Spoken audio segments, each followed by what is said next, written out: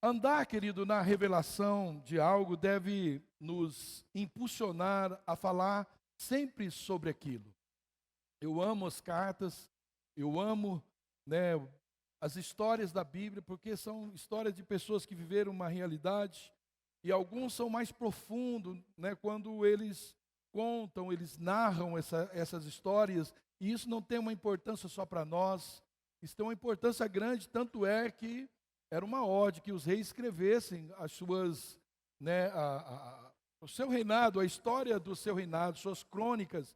E não era só para que eles tivessem um registro, mas é para aqueles que viessem depois, pudessem ouvir o que cada um viveu, né, as suas demandas, suas dificuldades, o que ele deixou para depois. Assim deve ser na nossa vida. E a revelação que nós temos, ela só faz sentido se ela mudar algo em nossa vida, se ela mudar algo em mim, mudar algo em você, se ela mudar algo através dessa revelação nossa nos outros, e se ela também tiver um poder de transformar, de mudar um ambiente. Toda revelação tem esse poder, e nós, por isso que não podemos desconsiderar a leitura bíblica, porque quando Deus se revela através da leitura, quando nós entendemos o rema da palavra, ela muda a gente, muda os outros, muda o ambiente. E nós precisamos prestar atenção. Então, se ela mudar algo em mim, os outros vão perceber. E é aí que o meu testemunho se torna mais forte, ele acaba sendo uma fonte de alimento para os outros. E se essas revelações produzem um resultado nas outras pessoas, eu também vou ser edificado por eu ter a convicção de que eu estou cumprindo um propósito para o qual eu fui alcançado. Eu recebi uma mensagem, e quando eu transmito essa mensagem, ela encontra respaldo, resposta no coração, eu também sou edificado. E se o meu ambiente for transformado por essa revelação, eu vou saber, né, que o que eu falo, o que eu faço, tem um poder de influência. É bom, querido, que todo cristão tem esse poder de influenciar. Toda a palavra de Deus tem esse objetivo. A vinda do Senhor Jesus aqui foi com esse objetivo: influenciar os homens para que influenciassem outros e chegasse até nós, e nós vamos continuar nessa pegada. E João, ele está falando aqui da revelação que ele recebeu. No versículo 7 ele diz: aquele que ouvimos e vimos, e com os nossos próprios olhos, e tocamos com as nossas próprias mãos. Então, revelação, elas são experiências que têm o poder de mudar a nossa comunicação. Quando nós sabemos bastante acerca de algo, isso nos dá um poder maior de revelar aquilo, de transmitir aquilo com muito mais conteúdo para alguém. E depois de uma revelação, o que se sucede é um acréscimo no nosso testemunho de vida, sempre. Então, por isso que eu falo que é muito fácil você saber se uma pessoa lê Bíblia ou não. É poucos minutos de conversa, ele está mandando uma revelação, uma profecia, ele está mandando uma informação, ele está fazendo alguma pergunta que está tentando tirar de você algo que já está dentro dele, e ele quer mais conteúdo, mais propriedade para aquela imagem ou para aquele contexto que ele está formando. E João, nesse texto, querido, ele nos revela tantas coisas, ele narra essa divindade de Jesus, ele fala do seu papel na criação, ele fala também da encarnação e do poder transformador do ministério de Jesus na sua vida e na nossa vida. E ela é uma passagem chave para que a gente compreenda, né, toda a nossa fé, por que nós devemos ter fé em Jesus como Filho de Deus. Ele narra com profundidade que Ele é o Salvador, que Ele é o transformador da nossa vida, que Ele é o Deus encarnado, que veio aqui para morrer em nosso lugar, a ponto dele transformar, querido,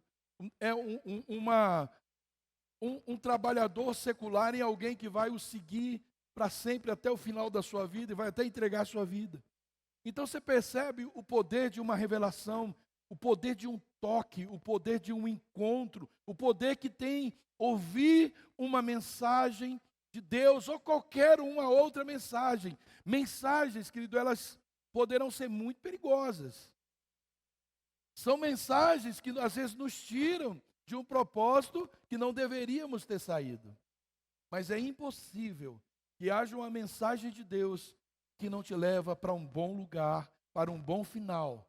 Então, querido, é importante a gente começar bem, melhor é ainda se encher da mensagem do céu e terminar bem. E isso nos leva, querido, a meditar. Se nós tivemos de fato uma experiência, quando olhamos para o que João está falando nessa carta, se nós tivemos de fato um encontro com Jesus, aqui é um bom espelho, né? O objetivo dessa mensagem é trazer uma reflexão sobre esse encontro e se a experiência trouxe para nós um impacto, né, nessa dimensão, um impacto tão violento que deixou essas marcas, né, profundas na nossa vida, se elas produziram algo na nossa vida. Porque são essas marcas, querido, que são persistentes, são duradouras, e que são experiências que, né, que vão marcar a nossa vida, que se tornarão mais visíveis na nossa forma de agir, de falar, na nossa forma de ser, de reagir.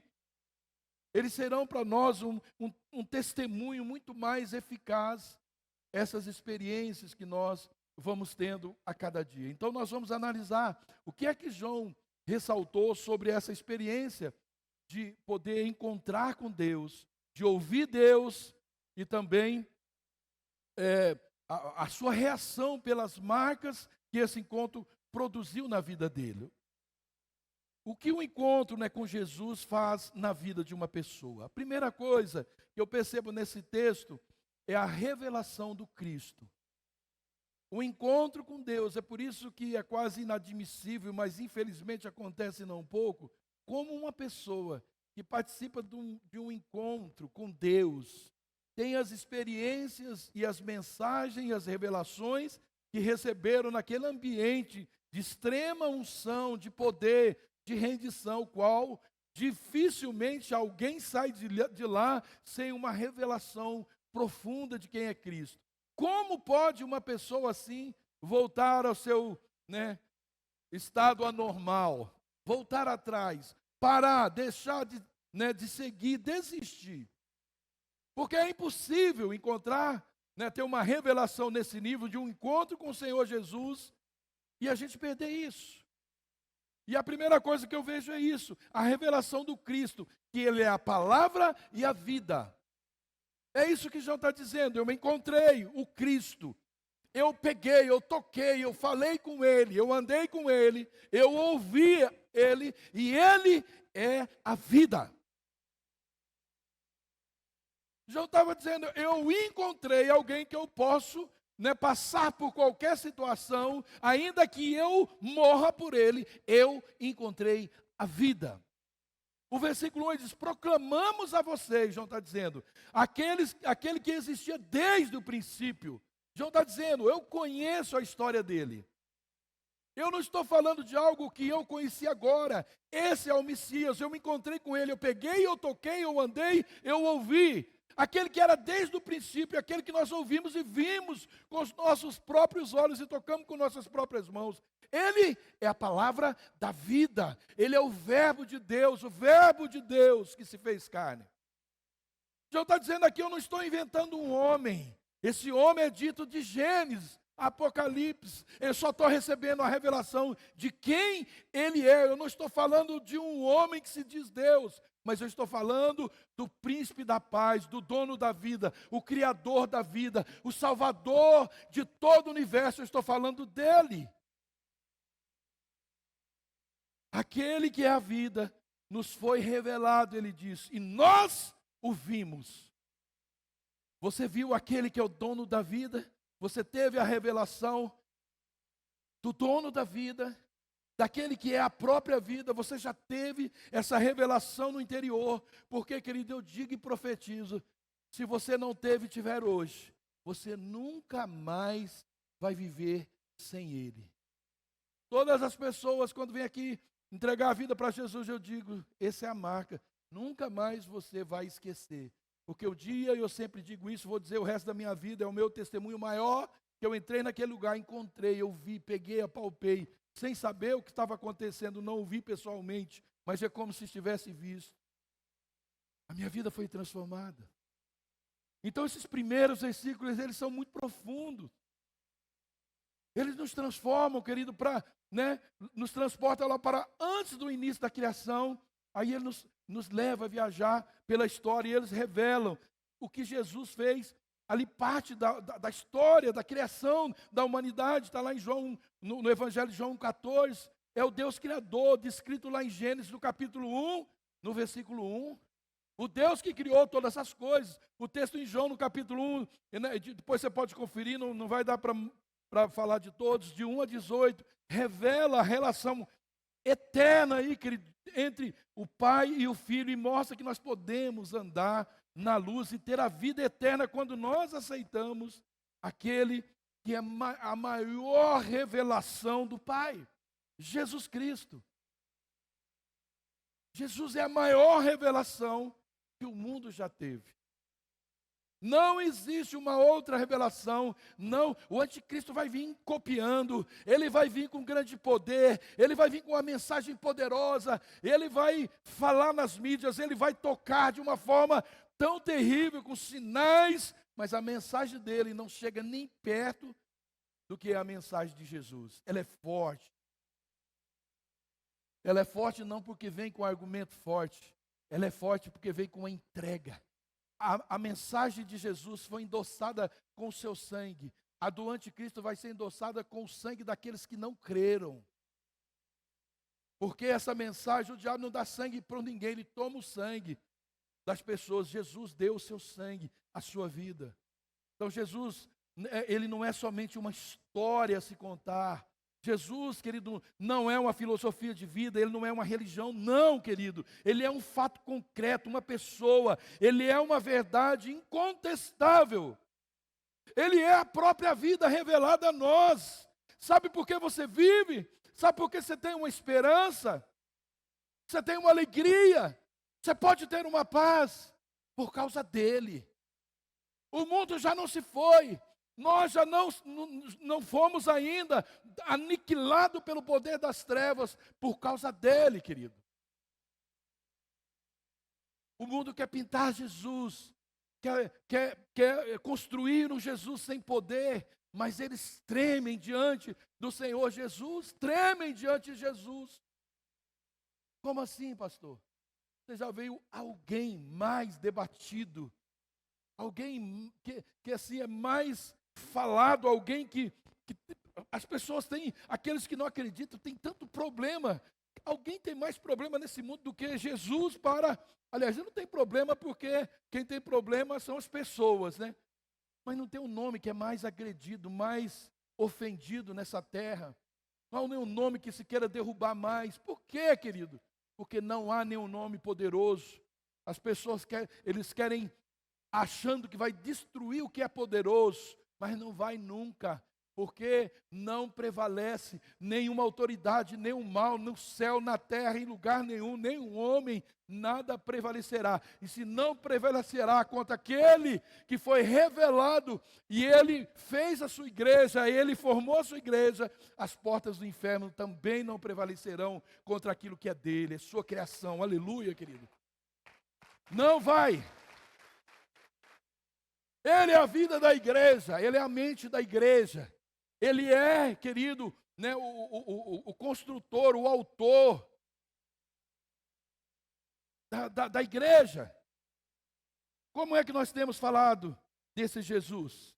Como nós temos proclamado as nossas experiências com Ele? Como que nós falamos, se um Jesus é tão grande, como João apresenta, como João recebe essa revelação, porque assim nós dizemos, nós falamos, é comum a gente falar até de um jeito muito simples, de como nós vivemos com Jesus, mas como nós apresentamos Jesus? Será que o nosso convite para que as pessoas venham para a igreja, ele não está mais forte do que venham para Jesus? Será que nós nos escondemos Jesus atrás da igreja, porque fica mais fácil falar, vamos fazer uma visita na minha igreja, do que dizer, Você precisa de Cristo. Você não precisa da minha igreja. Minha igreja pode te abençoar muito, mas o que você precisa é de Jesus. Sem Jesus não precisa de igreja. Sem Jesus não tem igreja. E Jesus nem teria o que fazer aqui sem a igreja, a não menos que ele criasse outra coisa. Seria o motivo. Então nós precisamos pensar tudo isso. Eu quero apresentar para as pessoas a minha igreja, o meu Jesus, o meu Salvador. Sabe, querido, as pessoas têm tantas igrejas para ir, mas elas só têm um Salvador para buscar. E Ele é que é o dono da igreja. Ele é o dono da igreja. João, ele centralizou a sua mensagem em Cristo. Ele entendeu, né, que essa foi a maior experiência da vida dele. A maior experiência, a nossa mensagem mais poderosa sempre será Cristo, querido. O nosso encontro com Ele. Não existe um testemunho melhor e maior na minha vida do que o meu encontro com Jesus. As demais coisas foram consequências.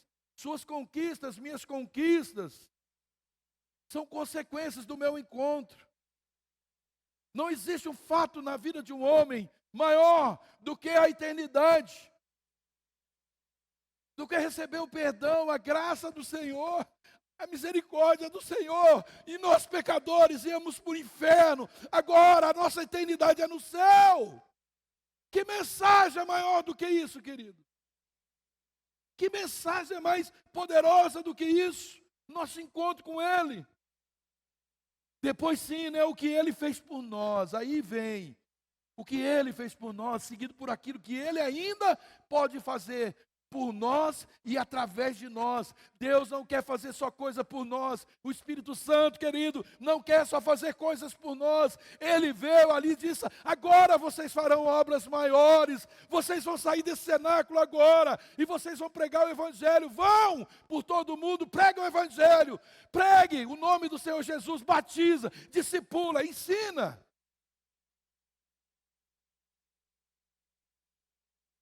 É mais, querido.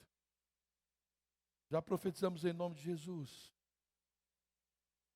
Está sarado, está abençoado. A ênfase maior do versículo 1 é a revelação de quem Cristo é. João diz: Ele é a palavra da vida. Aquele que é a vida nos foi revelado e nós o vimos. E essa é a revelação principal, querido, que precisa ser comunicada. A igreja é uma bênção, aleluia. A igreja é uma bênção, porém Cristo é maior. Cristo é maior. Ele é o Criador e Ele é o dono da igreja. Ah, querido, qualquer patrão, qualquer empresário daria tudo que tem por causa da vida dele.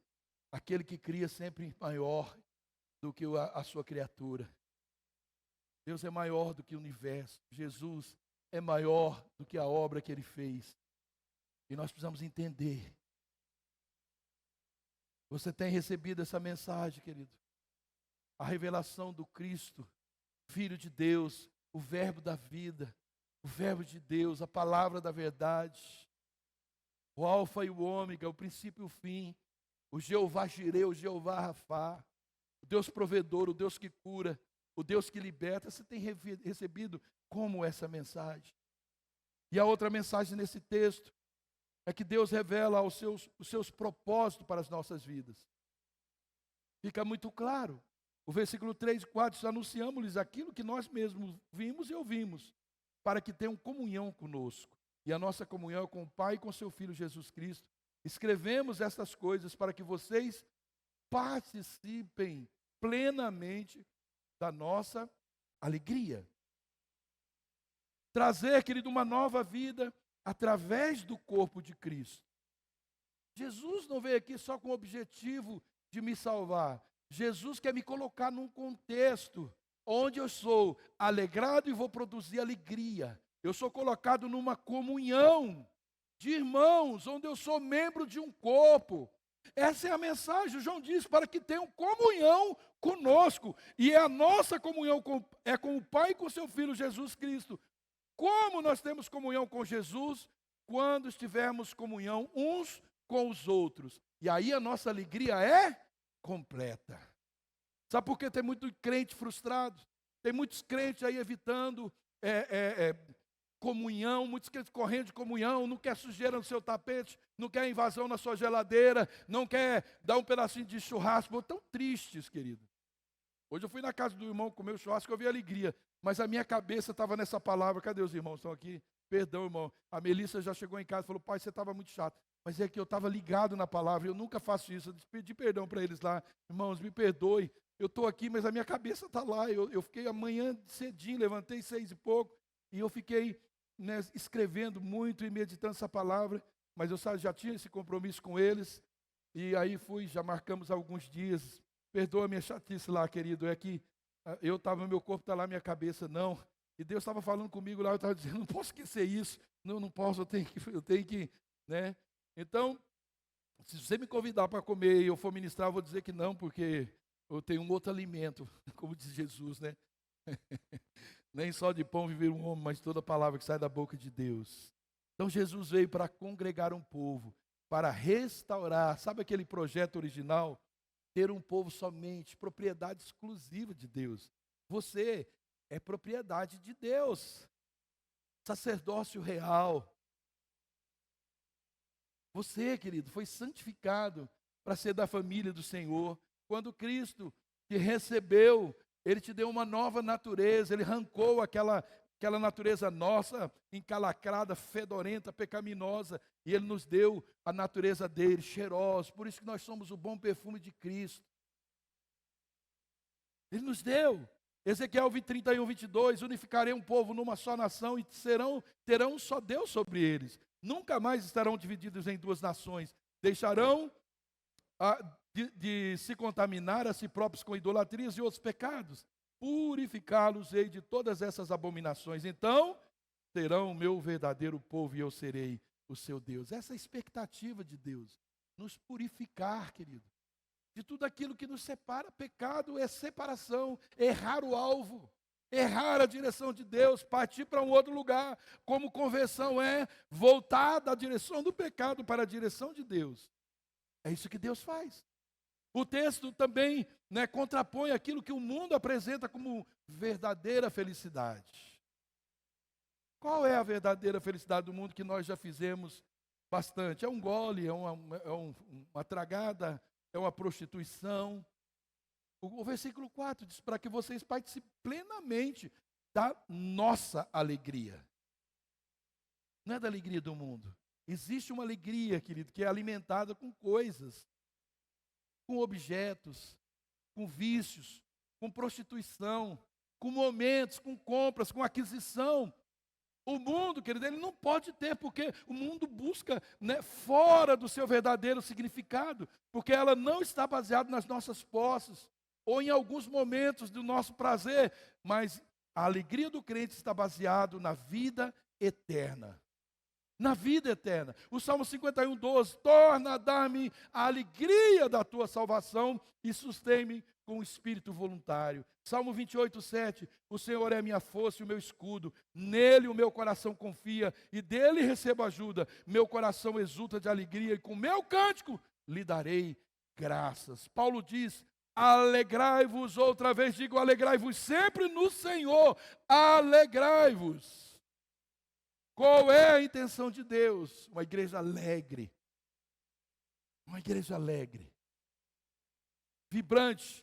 Aliás, nós temos uma palavra profética. No dia da minha... Não, foi no dia da minha consagração. Nós recebemos essa palavra. Essa igreja, e eles nem sabiam que o Luciano ia embora, nem a gente sabia naquela época. Então, o pastor olhou e ele disse: a sua alegria é contagiante, porque eu agora eu sou normal, mas eu era muito louco ministrando louvor, né, Jorge? Muito doido, né? O Jorge ainda pegou eu mais normal. Mas era uma doideira. Às vezes eu saía para o meio do povo, agarrava um e saía pulando com o outro. Eu sempre ministrei louvor meio doido, né? E o pastor Miguel Piper, que já faleceu, Michael Piper, né? Americano, que era o pastor da CCC, ele lançou essa palavra profética, que Deus vivia com muita alegria. Ele falou, e essa igreja, essa igreja será conhecida na cidade como a igreja da alegria. Glória a Deus. Então nós somos a igreja da alegria. Então quando você vier aqui louvar a Deus, querido, estrubucha, louva, vem para frente, pula. Aqui não é proibido fazer nada, só não pode tirar a roupa do resto, né? E se Davi estivesse aqui, ele ia também fazer, porque ele fez também. Aleluia. Aleluia, mas não muito, né? Então a alegria do Senhor, ela não se esgota. Uma maconhinha vai embora rapidinho. Um trago só dá dor de cabeça e, como é que fala no outro dia? Ressaca. Uma prostituição só um arrependimento depois. Um loiro do olho azul que, né, dá lá uns pega, no outro dia só vem arrependimento, dor de cabeça e pode ser que venha um acompanhante mais para frente.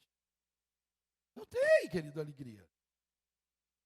Agora, a alegria do Senhor não esgota, diferentemente da alegria que nós temos nas coisas passageiras, elas se findam. A alegria do cristão, ela não se resume nas circunstâncias.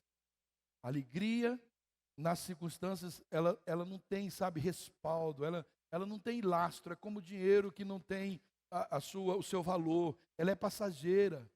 A alegria da salvação, sim, a alegria da salvação, ela é eterna. Ela nunca acaba. Ainda que a gente tenha momentos de tristeza, mas existe um lugar onde essa alegria está e nós não vamos perder. Olha o que diz Abacuque 3,17.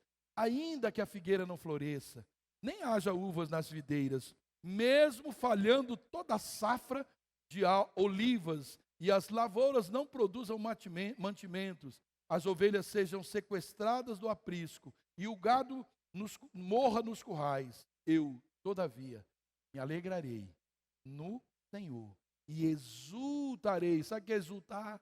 É uma alegria sobrenatural, que excede essa alegria natural. E exultarei no Deus da minha salvação. Abacuque está dizendo, essa alegria, ela não depende de nada, ainda que tudo isso se acabe, eu continuo alegrando no Deus da minha salvação.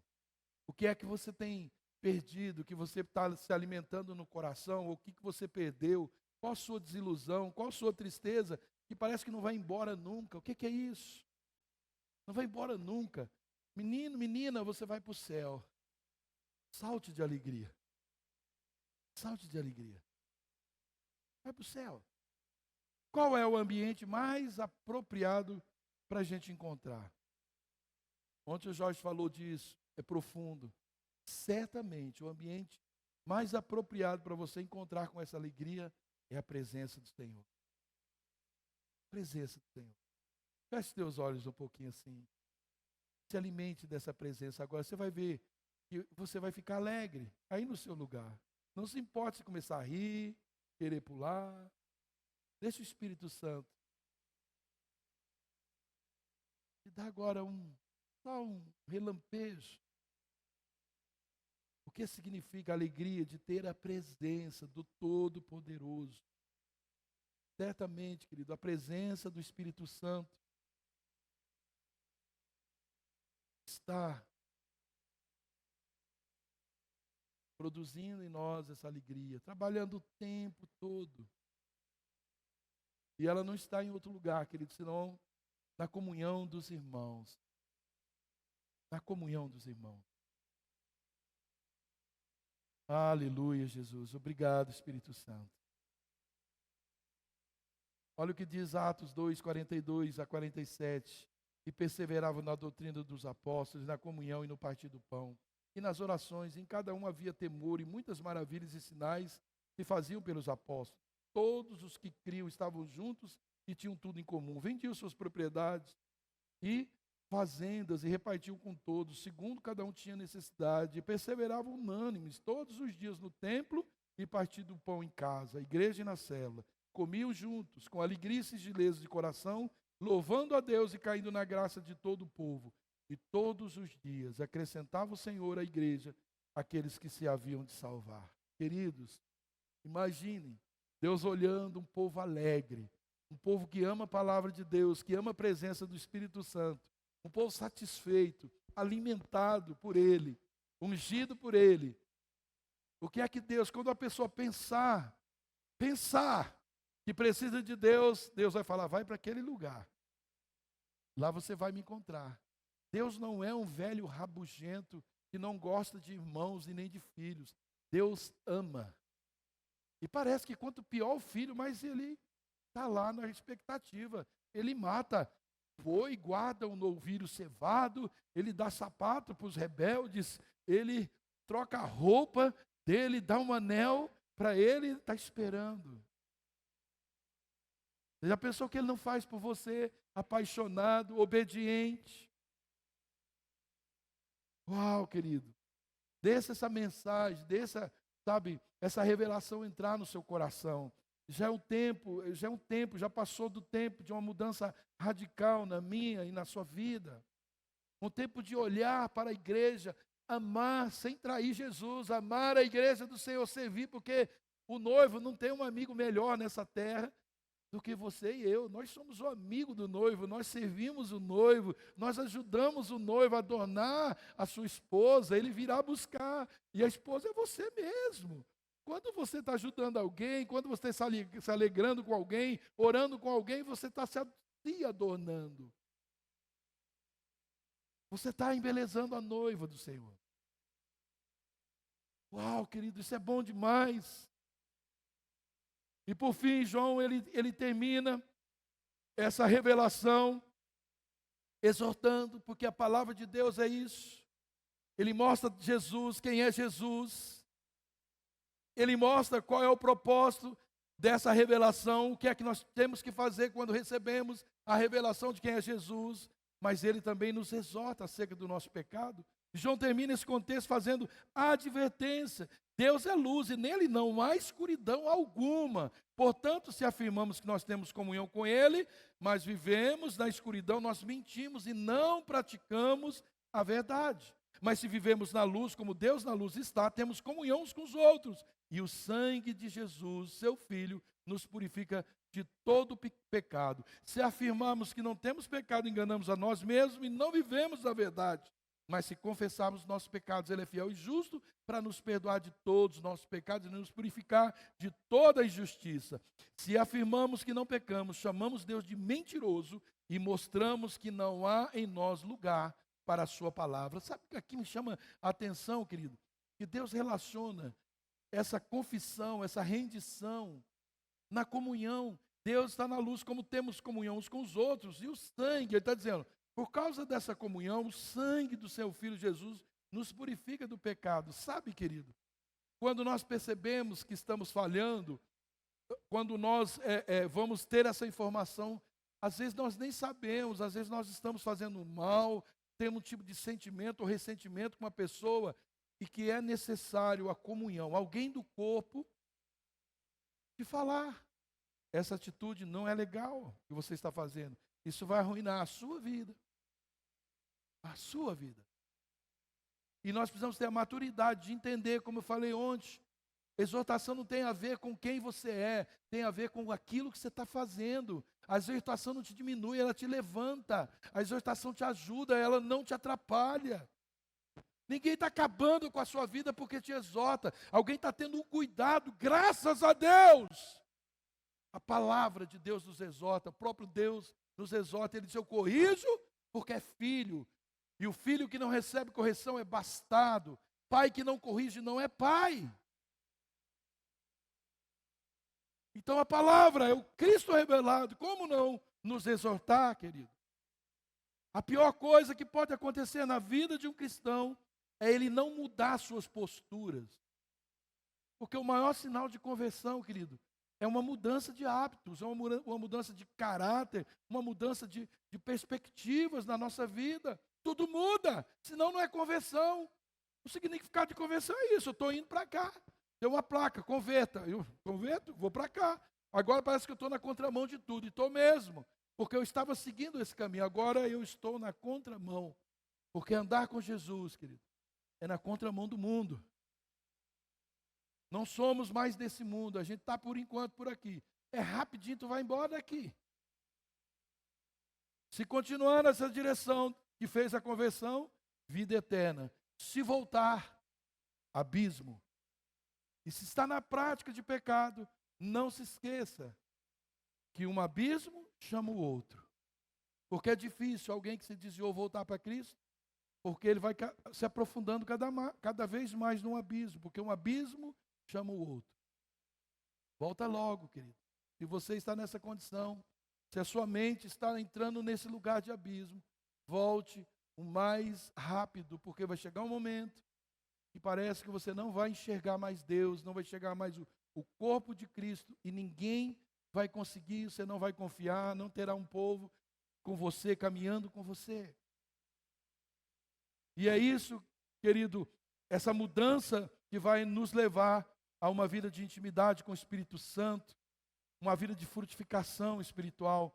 É somente descobrindo quem é Deus e quem nós somos nessa nova vida que nós vamos ser transformados, né, naquilo que Ele tem para nós, naquilo que Ele diz que nós somos. Então, o maior desejo de Deus é nos retornar ao original, a forma como nós fomos criados, a sua imagem e semelhança. Isso nós só podemos alcançar isso pela pessoa de Jesus, por causa da sua graça, da sua misericórdia, e se é que nós vamos ser transformados, se quisermos.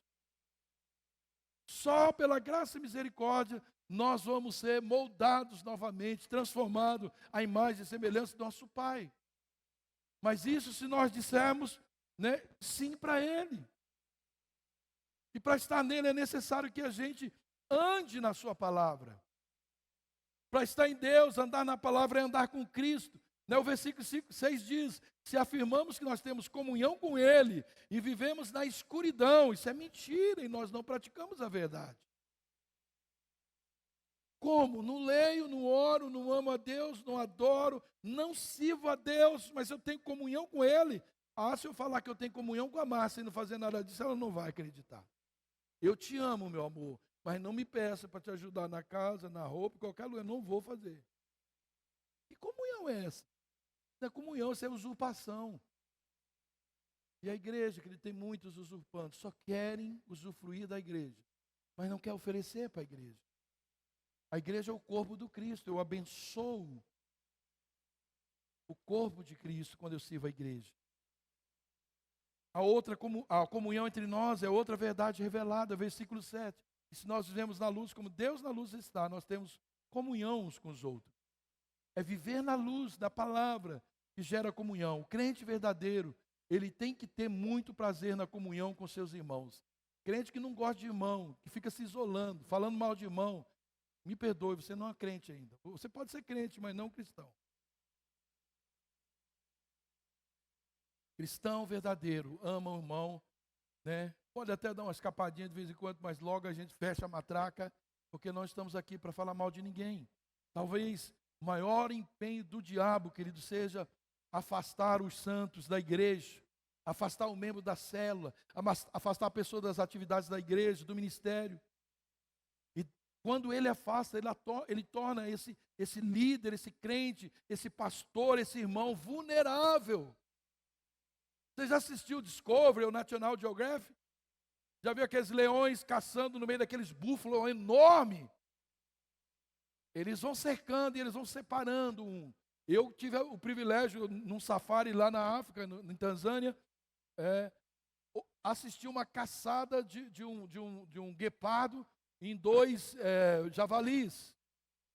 O que eles fazem? Eles separam aquilo da manada, eles separam do meio do rebanho. Para quê? Porque se torna mais fácil. O crente separado é uma presa fácil do inimigo, e o diabo não tem muito trabalho para pegar alguém que está fora da comunhão. E João vai dizendo, querido, que é o caminhar na luz da palavra que nos leva à vida de comunhão. E esse é o ambiente onde os nossos pecados são perdoados. Ele diz, o sangue de Jesus, o seu Filho, nos purifica de todo pecado. E essa, querido, deveria ser a nossa maior alegria, a maior alegria do crente. O Salmo 133, de 1 a 3 diz, oh, quão bom e suave é que os irmãos vivem em união. É como o óleo precioso que sobe sobre a cabeça, que desce sobre a barba de Arão, e o que desce da orla das suas vestes, como o orvalho de Hermon que desce sobre o monte de Sião, porque ali o Senhor ordena ordena a bênção e a vida para sempre. Tem um lugar de bênção, querido. A figura do sacerdote, a de Arão é a figura do sacerdote. Ele está dizendo que existe um processo onde a unção flui. Não é onde a gente quer, como a gente quer. Existe uma forma que Deus criou. Deus criou um padrão para a igreja. Um padrão para a comunhão. Ninguém que está debaixo de autoridade, que não está debaixo de autoridade, ninguém que não obedece à autoridade, que fala mal de autoridade, vai ter unção. Esse óleo vai cair sobre, querido, não tem necessidade, não tem porquê. A Bíblia ainda nos exorta a ser esse ambiente propício, né, ou conviver nesse ambiente propício, porque é ali que a gente vai ter facilidade. Aqui, querido, eu tenho oportunidade de pedir perdão para algumas pessoas, e você com certeza também. A gente cria esse ambiente, o Espírito Santo cria esse ambiente, nos quebranta, para se confessarmos nossos pecados. Ele é fiel e justo para nos perdoar dos pecados e nos purificar de toda injustiça. E sabe, querido, quando nós afirmamos as nossas verdades em nós mesmos, né, não aceitando a nossa condição de pecador, nós negamos a justiça de Deus. E a gente não somente está mentindo, como nós estamos também acusando Deus de mentiroso. Talvez podemos estar assediados no ambiente, ouvindo uma mensagem, diz, não está falando comigo, mas nós sabemos que está. Nós sabemos que aquela mensagem está nos exortando, está falando acerca da nossa vida, e nós está dizendo, não é comigo. E quando nós fazemos isso, nós também estamos dizendo, Deus, tu és mentiroso, porque o que o Senhor está revelando para mim agora não é verdade. Você está entendendo, querido? Sabe a dimensão e a profundidade dessa revelação? Se afirmamos que não pecamos, nós chamamos Deus de mentiroso e mostramos que não há lugar em nosso coração para a sua palavra. Quando a palavra encontra ou um confronto em nós, querido, o melhor é se render. É dizer comigo mesmo, é comigo mesmo. Só atingiu em cheio. Eu estou falando, estou pecando, eu estou pensando, eu estou agindo pecaminosamente. O Senhor não é mentiroso. Mentiroso sou eu querendo negar essa verdade. Não há como Deus aceitar alguém que teve no encontro com Ele, cujo coração continua fechado para a sua palavra. Não há, querido. Vamos concluir. Esse discípulo amado, né? O João, ele nos convida a encontrar-se com Jesus, a ouvi-lo, a vê-lo com os nossos próprios olhos, a tocá-lo com as nossas próprias mãos, a testemunhar e proclamar que Ele é a vida eterna, a termos comunhão com o seu corpo, a falarmos a verdade, a andar na luz e não mentir, e a confessar os nossos pecados. Agora, querido, que João teve esse encontro, o filho do trovão, o cara que há pouco tempo estava dizendo, vão meter fogo em Samaria, não quer hospedar Jesus, não quer Jesus lá, vão tacar fogo nessa turma toda. Começa a dar um poderoso testemunho que o encontro produziu na vida dele, querido. Será que esse grito, esse testemunho poderoso tem fluído das nossas vidas? Ou nós estamos preocupados com as nossas justiças próprias, defendendo bobeiras, coisas tolas, cercando a nossa vida de argumentos tão tolos, ao ponto de gritar, de sair. Eu tive uma revelação profunda. Fui alcançado, Ele me tocou, eu o toquei. Ele falou comigo, eu fui transformado. Agora eu não boto fogo na Samaria. Não sou mais filho do trovão, agora eu sou filho do amor. E mais que no Evangelho, segundo João, em Apocalipse, através das suas epístolas, nós conseguimos chegar. Muitas mudanças, as realizações da sua vida. Ainda que ele não fale de si mesmo, a gente consegue captar isso, assim como no início, né, do seu evangelho, esse apóstolo que se diz amado ele descreve a pessoa de Jesus como que o verbo da vida. Quem queria matar um monte de gente em Samaria agora, reconhece o verbo da vida. E ele agora começa com essas práticas, não de gerar morte, mas vida. Não quer matar mais ninguém, por palavras, por atitudes. Agora, ele é um homem de produzir vidas nas pessoas. Ele é um homem do amor. Por quê? Pelo que ele viu, pelo que ele ouviu, pelo que ele contemplou e apalpou. Então a sua vida, ele revela a autoridade de quem compreendeu o que significa ser uma testemunha de Cristo. Ele compreendeu. Será que é difícil nós compreendermos, querido? Menos de mim, mais de Cristo. Pode ser essa, viu? Menos de mim, mais de Cristo. Mas cada palavra que saía da boca dele, desse discípulo, né, tão experiente, traz para nós hoje um renovo, um fôlego de vida. E essas coisas que João escreveu é como um manual dessa comunhão plena com Deus, para que a nossa alegria seja completa, assim como foi a dele. Deus é luz, e nele não há trevas nenhuma. A luz, querido, que emana da vida, procede dessa entrega que nós fazemos a Jesus, a entrega de todo ser humano, que não merece nada, mas precisa refletir sobre a sua própria vida, e fazer uma entrega total e uma renovação diária e crescente da sua vida. Ou nós não vamos conseguir ultrapassar a mediocridade de sermos terríveis mentirosos, cujo brilho, né, vai ter prazo de validade. Religiosidade é um brilho que apaga muito fácil. Se, porém, andamos na luz, como eles na luz está, nós mantemos comunhão uns com os outros, e o sangue de Jesus, seu Filho, nos purifica de todo o pecado. Então, aquele cujo, né, o espírito era tão vingativo, né, tão ruim, rude, havia desejado a morte daquele samaritano. Agora, amabilidade, misericórdia. Ele entendeu que as suas capacidades não estavam corretas, né? Então, foi tudo isso entregue para Jesus e ele foi transformado. Tudo aquilo que o fogo na cidade, né, essa vida vingativa, foi restaurado pelo amor, né? Pelo poder do amor. E é isso que nós precisamos em nossos dias. Amém? E por último, projeta aí o último slide. Você quer? Você quer essa vida? Então é um bom momento para a gente chorar, se arrepender, querido, e dizer: eu quero te conhecer como de fato você é.